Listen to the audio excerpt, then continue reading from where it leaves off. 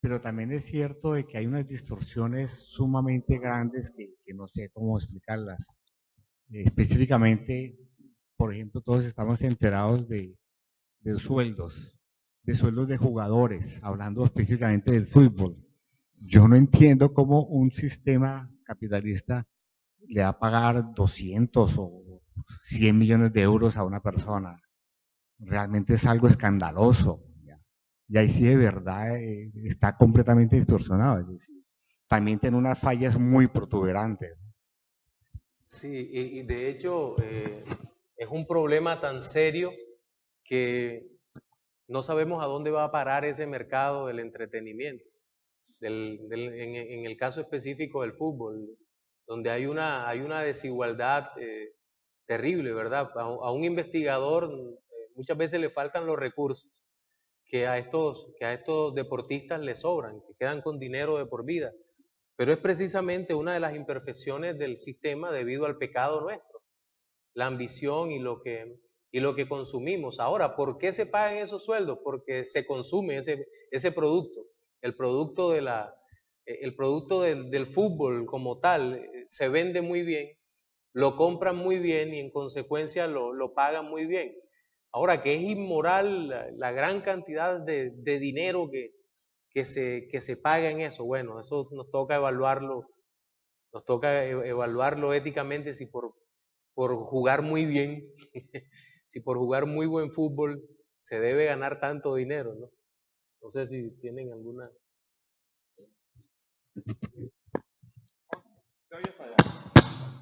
Esta es la grabación. De pronto en ese tema hay que pensar en el tema de las vocaciones también y los talentos que Dios da. Es cierto que de pronto es un salario exagerado, pero ahí es donde uno de pronto tiene que ser consecuente con el principio de la libertad.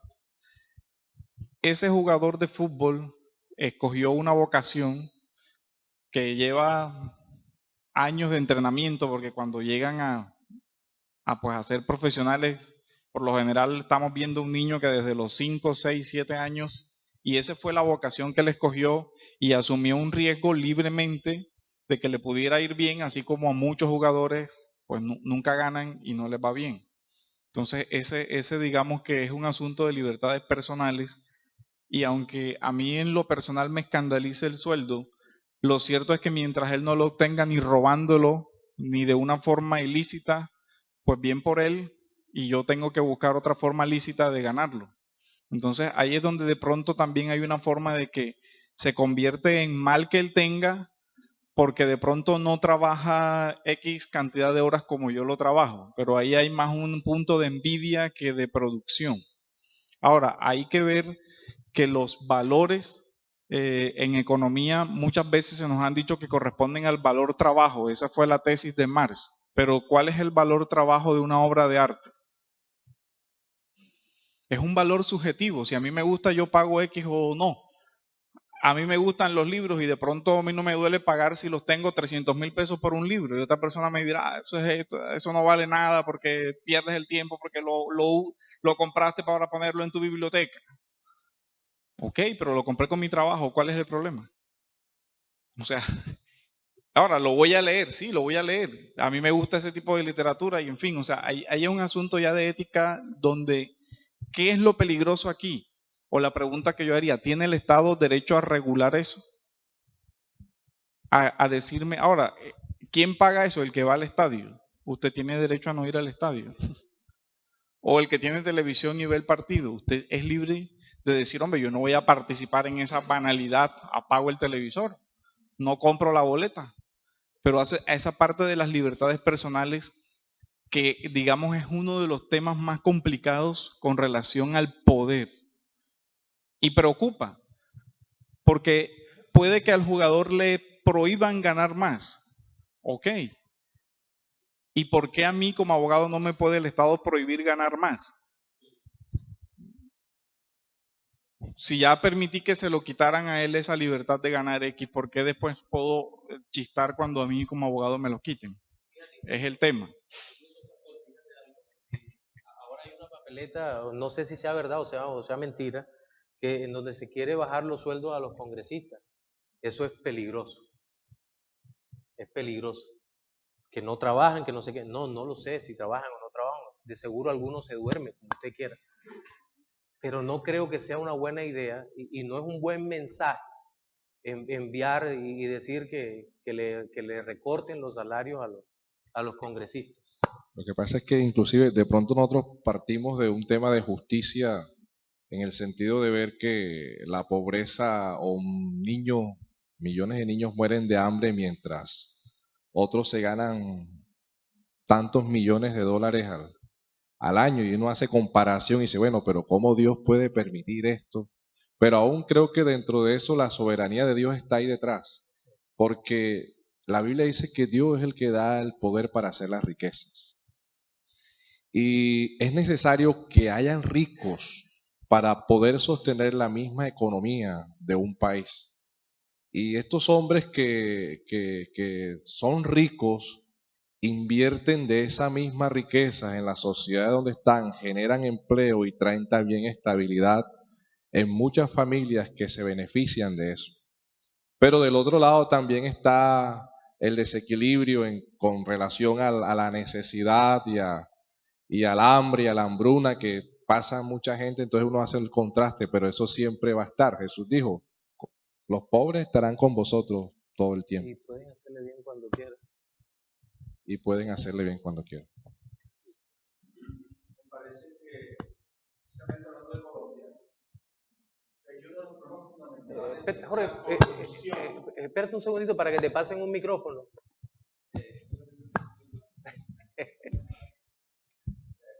La corrupción que hay en el país, o sea, tenemos un sistema democrático corrupto. Entonces, estos sistemas democráticos corruptos permiten entonces, por la ignorancia del pueblo, hacer que suba los sistemas de izquierda y que producen de alguna manera una lesión a los pueblos que han estado de espaldas a Dios. Porque indudablemente nosotros como pueblo de Dios tenemos que levantarnos, ¿verdad? De alguna manera y hacernos sentir de alguna manera, porque no podemos ser, ¿cómo se llama? Pasivos, ¿sí? Entonces la pregunta que les hago es, ahora hay unas elecciones, la mayoría de las comunidades no conocen lo que es la política, no conocen esto que está explicando el pastor, o sea, se desconoce. Yo hablaba con el pastor Oduber sobre eso, porque aún yo tampoco desconocía muchas cosas. Ahora que hace unos meses que he estado estudiando, y hay muchos hermanos que van a votar por la izquierda y por los partidos socialistas, bastantes.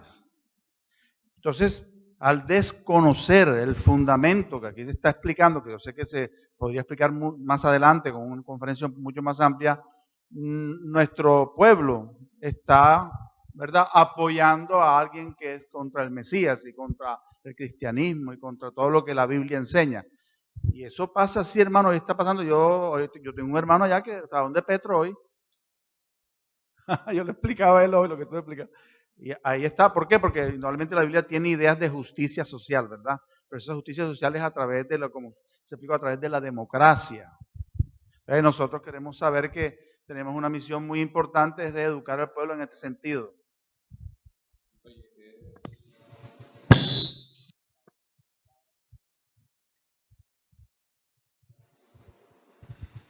Es más, ese mensaje de populista yo creo que puede hasta triunfar aquí en Colombia, porque la necesidad y la pobreza es tan alta que se levanta un redentor, un Mesías, entre comillas, ofreciéndole soluciones, subsidios, y eso puede afectar, y personalmente creo que la izquierda va a hacer mucho daño aquí en Colombia, por la corrupción y por la tanta necesidad que hay, y que Dios nos libre en un futuro de terminar como ha terminado Venezuela, pero personalmente creo que para allá vamos porque hay mucho desconocimiento en las clases bajas, en la pobreza que hay en el país y la gran necesidad de salud, de pensión, de alimentación, de educación, de muchas cosas, y el mensaje está calando en los estratos más bajos. Sí, quería también decir algo que el pastor Jorge ahora planteaba, y es el tema de la corrupción. Es más, la bandera que se está ondeando en toda América Latina por parte de la izquierda es la bandera de ellos son corruptos, nosotros no. Ha sido el caballo de batalla, y los publicistas han sido muy hábiles en repetirlo una y otra y otra y otra vez, y muchos han terminado creyendo eso, diciendo, lo que pasa es que estos que han estado durante años son corruptos. Sí, muchos de esos son corruptos, no hay la menor duda. Pero la otra preposición es totalmente falsa. Todos estos hombres de izquierda en nuestro país, todos los que están lanzados, no solo son corruptos, sino que han tenido una relación directa con la pérdida de la vida, los secuestros, delitos, cosas que son terribles realmente. Entonces, han tenido éxito publicitario en polarizar de manera equivocada el pensamiento en la sociedad. Ellos son corruptos, están diciendo una verdad, que ellos son corruptos, la mayoría de estos, pero la otra parte no es cierta. Nosotros no somos corruptos, no, ustedes son más corruptos también. Y lo peor de todo no es que sean más corruptos, sino que la ideología que está detrás de todo eso es más destructiva que la de los otros corruptos. Los otros corruptos son malos, pero no han podido acabar con el país. Y lo más grave que uno ve es que esos movimientos de izquierda están tomando fuerza. A pesar de todos los antecedentes de violencia, de muerte, de sangre, están tomando bastante fuerza ahora mismo. Y Petro parece que supuestamente es uno de los que va en encuesta adelante. Pastor Uber. Yo quisiera aprovechar lo que dice el pastor sobre el asunto de cuál es una de las principales preocupaciones del tema. Esta ideología política es una ideología del poder totalitaria. ¿Cuál es su declaración, por ejemplo, con relación a la libertad de cultos? Que es un tema que no se está abordando. Yo quiero leerles el manifiesto del Partido Comunista. En la página 47 dice, primero sobre un concepto que nosotros debemos tener claro y que muchas veces no se maneja, y es el concepto de ley natural, cosa que ellos niegan por su ideología. A partir de una concepción fundada en el interés, le han conferido el carácter de leyes de razón, eternas y naturales, a lo que tan solo son relaciones sociales que emanan de los propios medios de producción y de propiedad. Una de esas leyes naturales que nosotros creemos es el principio de la libertad, principio de adorar de acuerdo a la convicción del ser humano por aquello de ser creado a imagen y semejanza de Dios. Mire lo que dice el manifiesto en la página 50. Hablando específicamente de las religiones y del cristianismo. Dice, las viejas religiones fueron vencidas en el ocaso del mundo antiguo por la religión cristiana. Luego, en el siglo XVIII, la sociedad feudal entabló una lucha encarnizada con la burguesía, una clase revolucionaria por ese entonces, y las ideas de la Ilustración vencieron el cristianismo, según él. Las ideas de libertad religiosa, óigalo bien, y de libertad de conciencia no hicieron más que reflejar el reinado de la libre concurrencia en el dominio del saber. Ellos dicen que ideas tales como libertad religiosa, libertad de culto, libertad de conciencia son la base de la opresión de un Estado. ¿Cuál ha sido la consecuencia de esa ideología? Que el Evangelio ha sido dura y cruelmente perseguido en esos regímenes. ¿Por qué? Porque están actuando con base en su filosofía. Ahora, el asunto es contra toda creencia religiosa, pero específicamente contra el cristianismo. Un párrafo más adelante dice, estas verdades eternas son las que el comunismo quiere abolir. Es una declaración expresa. O sea, ellos no están... quiere suprimir la religión y la moral en vez de procurarles una nueva forma. Quiere suprimir toda expresión religiosa. Porque además de eso ellos dicen que ideas como democracia son profundamente religiosas. Entonces es un tema que va más allá del asunto. Ahora, el tema de la propiedad privada, ellos hábilmente lo han desplazado hacia medios de producción. Pero yo le pregunto algo, ¿cuál es su propiedad privada? Su cuerpo también es su propiedad privada. Su libertad también es su propiedad privada. Su familia también es su propiedad privada. Ahora, si usted está de acuerdo en que su familia es su propiedad privada, mire lo que dice el manifiesto sobre la familia.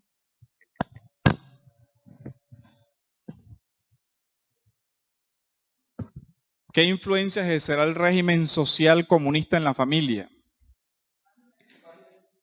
92.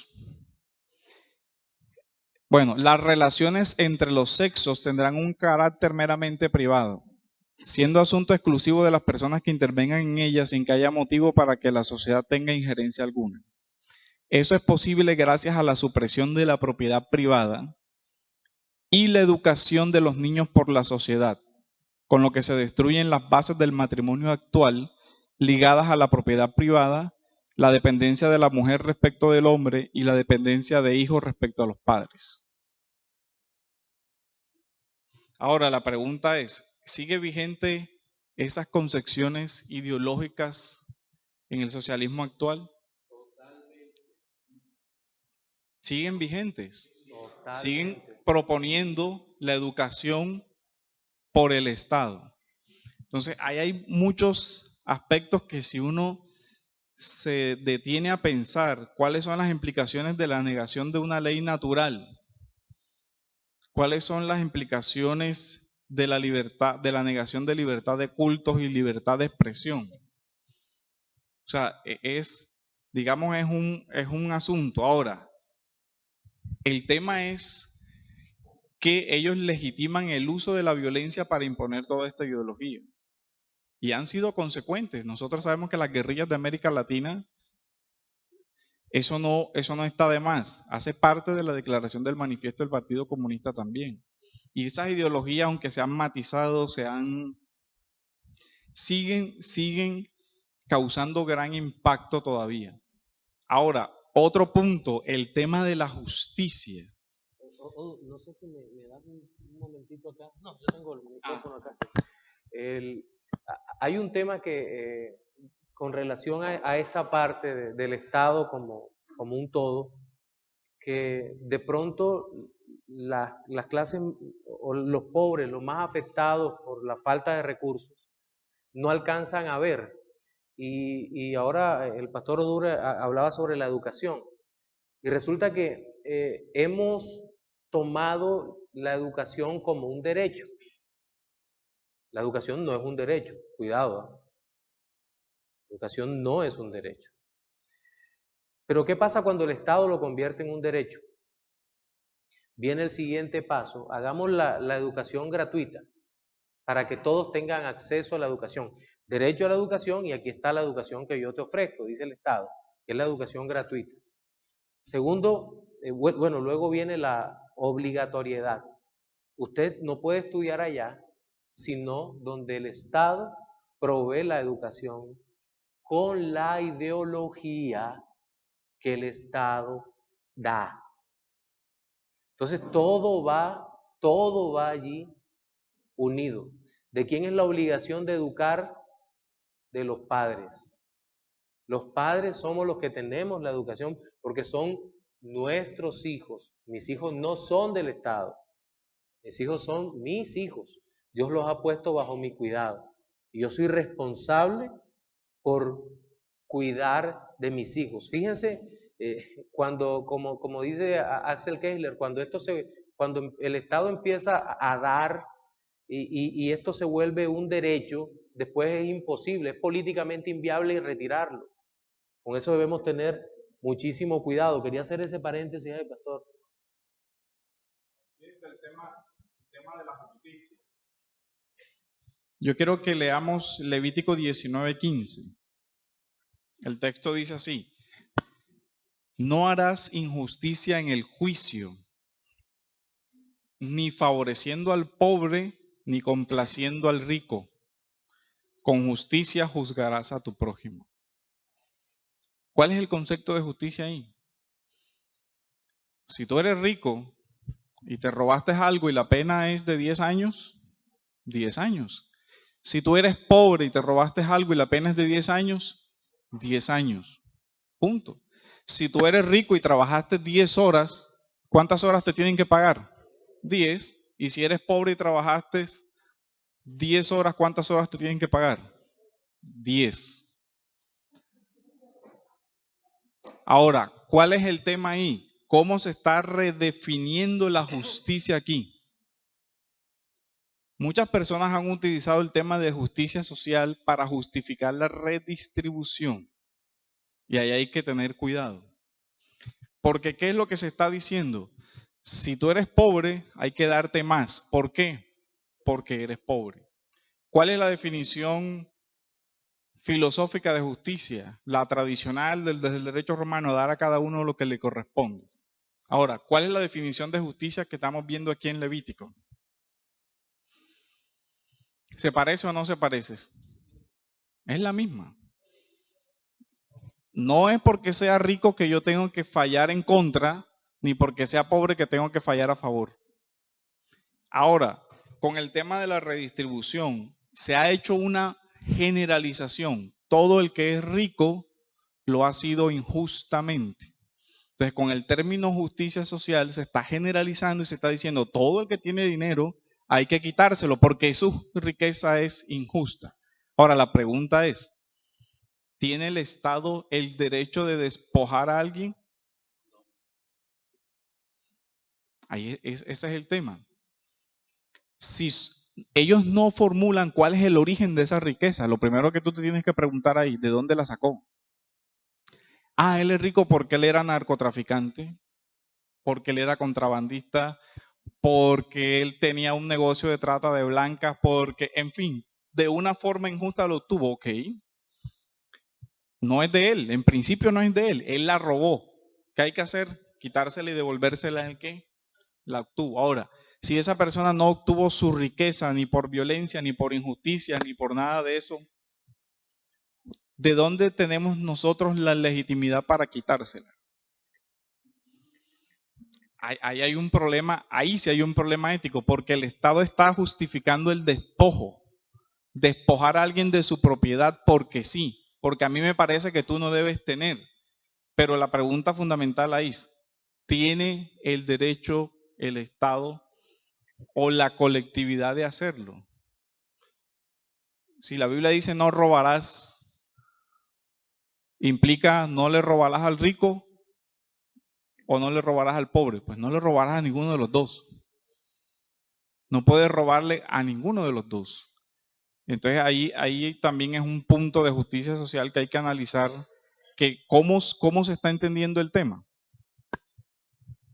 En concepto, toda la dialéctica que maneja el socialismo es fascinante.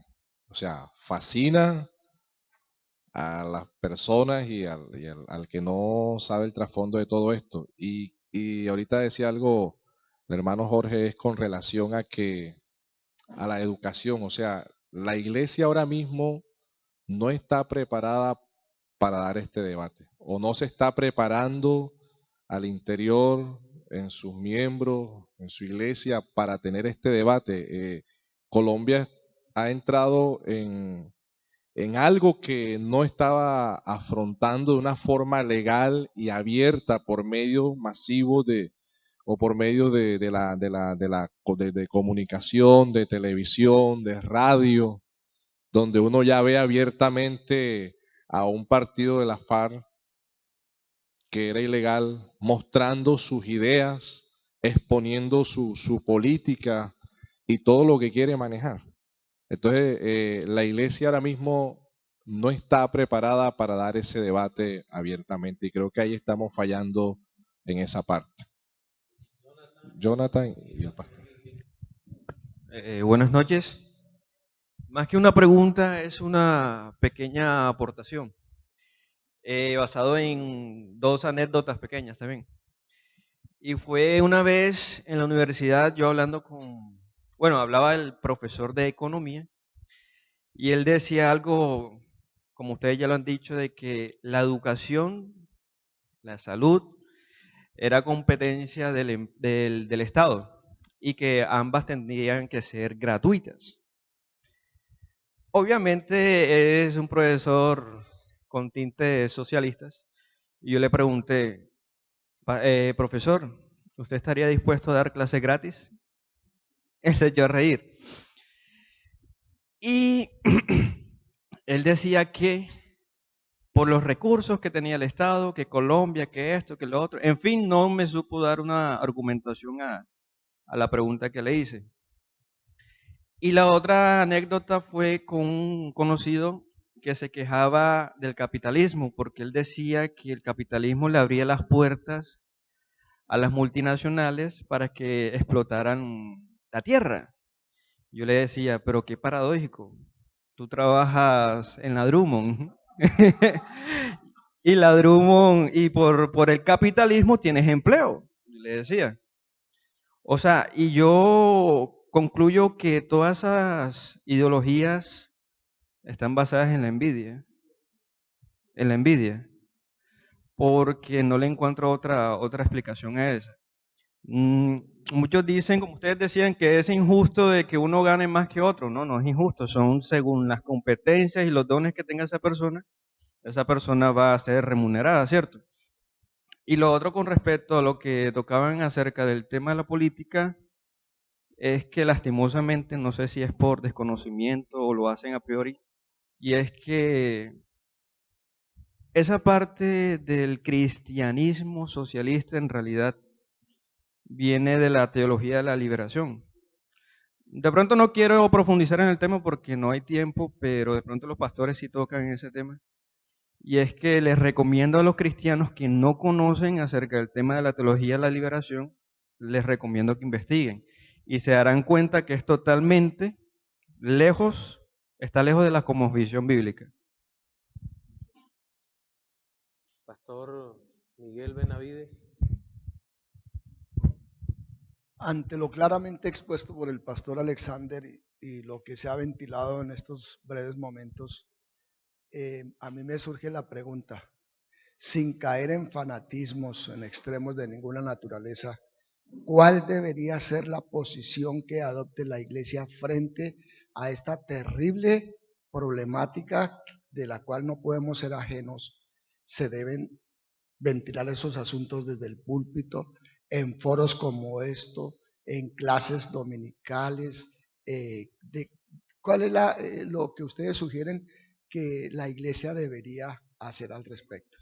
En particular, lo que hemos trabajado con los demás pastores y con el liderazgo es llevarlo a las clases de escuela dominical. Tenemos una serie que se llama Cristianismo y Política, y hemos traído también este foro. Teníamos la esperanza de que asistieran muchas más personas, porque creemos que hay una confusión muy grande en la mente de los creyentes. ¿Por qué? Porque, como decía al final, en el último punto de mi exposición, que no ha habido verdadero capitalismo en América Latina, pero sí ha habido una mezcla entre un socialismo camuflado que ha venido afectando y no solo la economía, sino la mente de las personas. Y los cristianos no hemos sido impermeables a eso, sino que también nos ha afectado. Solo cuando la escritura penetra nuestra alma, nuestra mente, es que podemos recibir realmente una claridad sobre el peligro de todo esto que se está levantando. Y creo que la iglesia, me refiero a la iglesia del Señor, tiene que tomar partido, no políticamente hablando, no como el partido ese que anda por ahí, que me parece un peligro gravísimo, grandísimo, sino que la iglesia desde su esfera tiene que advertir de estas cosas, del verdadero peligro que implican para nosotros las tendencias socialistas y de izquierda, cómo nos perturban y nos hacen daño como cosmovisión contraria a la fe cristiana. Voy a aportar algo importante sobre la educación y sobre muchas cosas que están pasando por muchos factores, por la culpa de muchos factores. Primero son los padres de familia. Los padres de familia, yo también soy víctima de los adoctrinamientos. Y eso se ha dado mucho tiempo. Eso no es la primera vez que escucho. Muchos han hablado sobre socialismo. Hasta Gabriel García Márquez decía que el Estado te dé dinero, que el Estado te eduque, no te voy a darte dinero. Que el Estado te dé la educación, yo no te lo voy a dar. Yo era fanático de eso. Bueno, pastor, ¿cuáles son los factores? Son tres. Primero son los padres de familia. Los padres de familia no son capaces de educar, no tienen como discernimiento. Segundo, son los profesores. Los profesores con la envidia, ese odio hacia Uribe, ese odio hacia no sé qué, adoctrinar a los niños, adoctrinar a los jóvenes. Y eso yo me acuerdo que los profesores apoyaban a Chávez, apoyaban muchas cosas. Y el tercero son los predicadores de otras iglesias que promueven más gente ciega y dice que es así. Son seguidores de la teología de la liberación, hasta la misma iglesia de la prosperidad. Sí. Y en pocas palabras, como lo dijo Gloria Álvarez, se ha metido, el comunismo se ha metido en la radio, en la televisión, en las novelas y en todas, hasta las iglesias. En Hollywood. En Ajá. Hollywood. Hasta Estados Unidos se metió la ley Medoza, eso hace parte del comunismo. Todo eso. De lo que decía el pastor Miguel Benavides, es una parte importante porque tristemente la iglesia lleva mucho tiempo cediendo escenarios donde antes participaba y donde antes ayudaba a forjar pensamiento, pero la iglesia ha retrocedido en su influencia sobre las universidades, en formar pensadores cristianos. Hace poquito en una clase le decía a los estudiantes, lo primero que la iglesia tiene que comenzar a hacer es comenzar a pensar, porque eso no se está viendo. ¿Dónde están los creyentes en el arte, en la filosofía, en la historia, en la economía, que digan, oye, espérate, hay un modelo diferente, hay otra alternativa, hay otra parte? Los sociólogos, los abogados, que aporten un énfasis diferente desde sus competencias, porque es que ese es el otro asunto.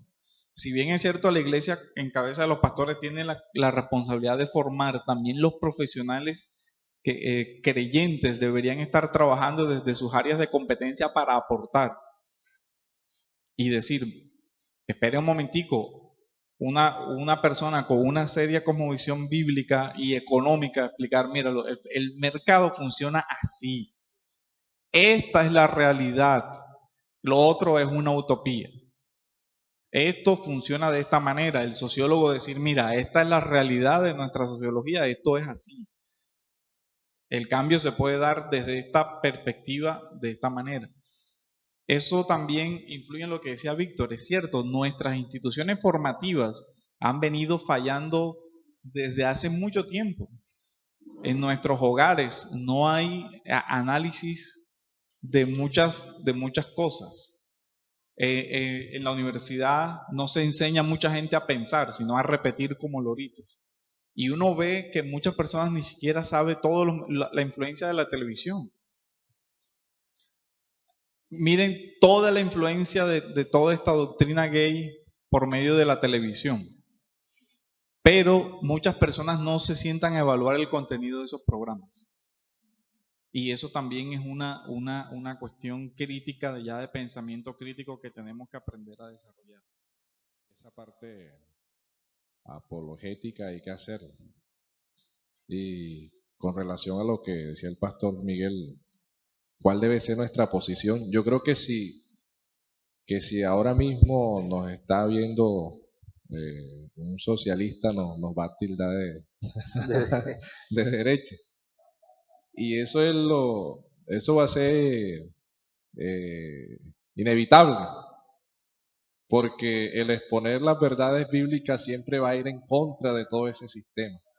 Entonces, como decía el pastor Jorge, va a haber una confrontación, pero hay que estar preparado para hacer argumentación de la fe.